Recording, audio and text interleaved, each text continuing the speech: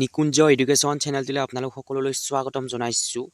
আজি মই আপোনালোকক এনেকুৱা এটা ভেকেঞ্চি লৈ আহিছোঁ আপোনালোকৰ বাবে, যিটো নেকি আপোনালোকৰ কোনো ধৰণৰ পৰীক্ষা নাই। আপোনালোকে পৰীক্ষা নিদিয়াকৈ আপোনালোকৰ এটা চিম্পল ইণ্টাৰভিউ হ'ব, ডাইৰেক্ট আপোনালোকে চিলেকশ্যন পাব। ঠিক আছে, ইয়াত আবেদন কৰিবলৈ হ'লে সাধাৰণ 10 পাছ অৰ্থাৎ 10ম শ্ৰেণী উত্তীৰ্ণ হ'ব লাগিব আৰু আপোনালোকৰ 15 বছৰৰ পৰা আপোনালোকে এপ্লাই কৰিব পাৰিব।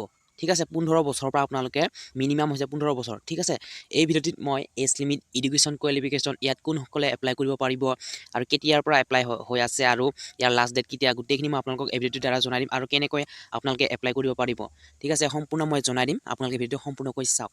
পোনপ্ৰথমতে মই জনাই দিছোঁ 5,300 আপোনালোকৰ 49টা টোটেল পষ্ট আছে ইয়াত, আৰু আপোনালোকৰ এই এপ্ৰেণ্টিছ অৰ্থাৎ আপোনালোকৰ যিটো নেকি ভেকেঞ্চি, এইটো ৰেলৱেৰ পৰা আহিছে। ঠিক আছে, আৰু ৱেষ্টাৰ্ণ ৰেলৱে। ঠিক আছে, ইয়াত ন' এক্সাম, ডাইৰেক্ট মেৰিট চিলেকশ্যন। ঠিক আছে, মেৰিট লিষ্ট ওলাব, তাৰপিছত আপোনালোকৰ চিলেকশ্যন হ'ব, ফাইনেল চিলেকশ্যন। ঠিক আছে, ইয়াত আপোনালোকৰ জোন ৱাইজ ভেকেঞ্চি দিয়া আছে। ঠিক আছে, অসমত কিমান ভেকেঞ্চি আছে গোটেইখিনি মই আপোনালোক জনাই দিম। ঠিক আছে, ট্ৰেড এপ্ৰেণ্টিছ হয় আৰু আপোনালোকৰ কোৱালিফিকেশ্যন 10 পাছ আৰু ITI। ঠিক আছে, 10 পাছ আৰু ITI ডিপ্ল'মা কৰিব যিসকলে কৰিছে। ঠিক আছে, ইয়াত মেণ্ডেটৰী হয়ে। ঠিক আছে, এপ্লিকেশ্যন মোড অনলাইন হ'ব, চিলেকশ্যন প্ৰচেছ, মেৰিট লিষ্ট, ন' এক্সামিনেশ্যন, লাষ্ট ডেট আপোনালোকৰ 23 মাৰ্চ। 23 মাৰ্চৰ আগতে আপোনালোকে এপ্লাই কৰিব লাগিব। কেতিয়াৰ পৰা এপ্লাই হৈছে, এপ্লাই ষ্টাৰ্টিং ডেট হৈছে 21 ফেব্ৰুৱাৰীৰ পৰা ষ্টাৰ্টিং হৈছে আৰু আপোনালোকৰ 23 মাৰ্চলৈকে লাষ্ট ডেট হ'ব। ঠিক আছে, তালৈকে পাৰিব। নটিফিকেশ্যনটো ওলাইছে 18 ফেব্ৰুৱাৰী। ঠিক আছে, এলিজিবিলিটি ক্ৰাইটেৰিয়াসমূহ হ'ব আপোনালোকৰ to apply for these high demand railway job candidate must meet the following requirement. ইয়াতে আপোনালোকৰ এইটো বহুতে এই যিটো নেকি ভেকেঞ্চি হয় 3-4 বছৰ অহাই নাছিলে। ঠিক আছে, এই ভেকেঞ্চিটো সেইকাৰণে বহুত ডিমাণ্ড থকা এইটো জব হয়। ঠিক আছে, এডুকেশ্যনেল কোৱালিফিকেশ্যন হ'ব আপোনালোকৰ চিম্পুল 10 পাছ আৰু আপোনালোকৰ পাৰ্চেণ্টেজটো 50% থাকিব লাগিব। ঠিক আছে, আৰু আপোনালোকৰ যিটো নেকি ITI 2 বছৰীয়া আপোনালোকৰ কৰ্চটো NCVT বা SCVT চাৰ্টিফিকেট হ'লেও আপোনালোকে ইয়াতে আবেদন কৰিব পাৰিব। এজ লিমিট আপোনালোকৰ 15 বছৰ, মেক্সিমাম এজ হৈছে 24 বছৰ। ইয়াত SC ST OBC ইয়াত এজ ৰিলেক্সেশ্যন দিয়া হ'ব। ঠিক আছে, ট্ৰেড ৱাইজ ভেকেঞ্চি আছে ইয়াত। ঠিক আছে, মই গোটেইখিনি আপোনালোকক ট্ৰেডটো জনাই দিছোঁ।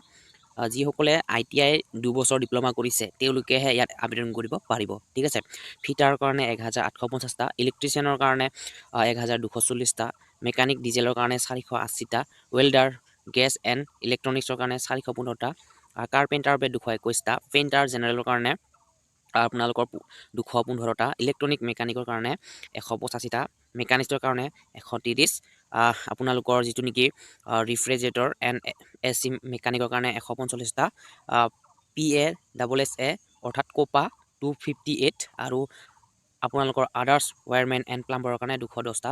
টোটেল হৈছে আপোনালোকৰ ইয়াত 5,000 এতিয়া দিয়া আছে আপোনালোকৰ টোটেল পষ্ট 5,349টা টোটেল পষ্ট। ঠিক আছে, আৰু চিলেকশ্যন প্ৰচেছ আপোনালোকৰ এপ্লাই কৰাৰ পিছত এটা মেৰিট হ'ব, সেই মেৰিট আপোনালোকৰ বেচিছত চিলেকশ্যন পাব।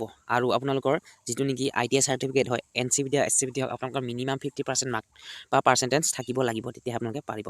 ইয়াত এপ্লিকেশ্যন ফিজ জেনেৰেল বা OBC EWS 100 টকাকৈ দিব লাগিব। SC ST PWD তেওঁলোকে এটকাও দিবলৈ নালাগে, আৰু ফিমেলসকলক ঠিক আছে এটকাও নিদিয়াকৈ আপোনালোকে এপ্লাই কৰিব পাৰিব।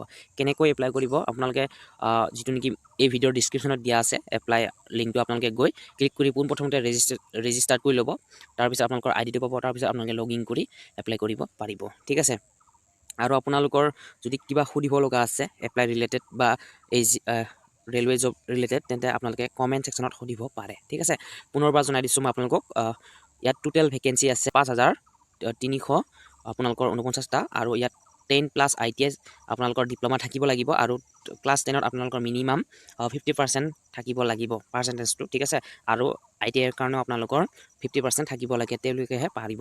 ঠিক আছে, আপোনালোকে যদিহে ITI 2 বছৰীয়া ডিপ্ল'মা কৰ্চ SCVT হওক বা NCVT হওক যদি কৰিছে, আপোনালোকে ইয়াত এপ্লাই কৰিব পাৰিব।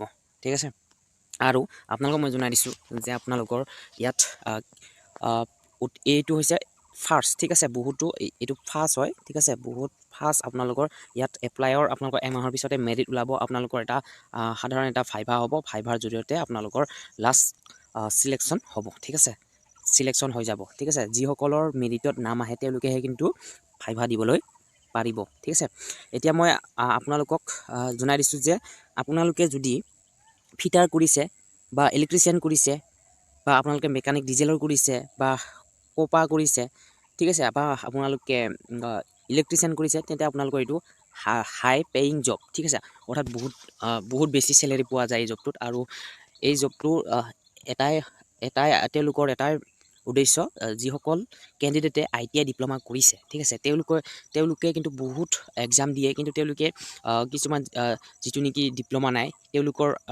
যিটো নেকি কাট অফ হয় সেইটো বহুত বেছি যায় সেইকাৰণে ডিপ্ল'মা কৰাসকলক ঠিক আছে তেওঁলোকে 2 বছৰীয়া এক্সট্ৰা ওলাই ডিপ্ল'মা কৰে তেওঁলোকৰ বাবে এই জবটো ঠিক আছে বিশেষকৈ তেওঁলোকৰ বাবে এই জবটো আগতে গ্ৰুপ ডিটিও তেনেকুৱা আহিছিলে কিন্তু এতিয়া সকলোৱে কৰিব পৰা কৰি দিলে চিম্পল 10 পাছৰ কৰিব পৰাকৈ কৰি দিলে এই গতিকে এই জবটো হাই ডিমাণ্ডেড জব হয় ঠিক আছে আপোনালোকে যে ইচ্ছুক প্ৰাৰ্থী হয় তেন্তে আবেদন কৰিব পাৰিব যদিহে আপোনালোকৰ 50% ITI চাৰ্টিফিকেটত আছে তেন্তে আপোনালোকে নিশ্চয় পাৰিব ঠিক আছে আৰু আপোনালোকৰ এজটো মই জনাই দিলোঁ আপোনালোকৰ 15 পৰা 24 বছৰলৈকে SC ST ইয়াত ৰিলেক্সন থাকিব ঠিক আছে ভিডিঅ' ভাল পালে লাইক কমেণ্ট শ্বেয়াৰ কৰিবলৈ একেবাৰে নাপাহৰিব আৰু আপোনালোকে যদিহে DLED বা BEd কৰিব বিচাৰিছে তেন্তে এই ডিছক্ৰিপশ্যনৰ তলত দিয়া আছে ভিডিঅ'ৰ লিংক আপোনালোকে চাব পাৰিব আৰু আপোনালোকৰ কেইখনমান বুক দিয়া আছে লিংক আপোনালোকে বাই কৰি ল'ব পাৰে ঠিক আছে ধন্যবাদ আৰু ভিডিঅ'টো পোনপ্ৰথমবাৰ চাইছা তেনেহ'লে ছাবস্ক্ৰাইব কৰিবলৈ একেবাৰে নাপাহৰিব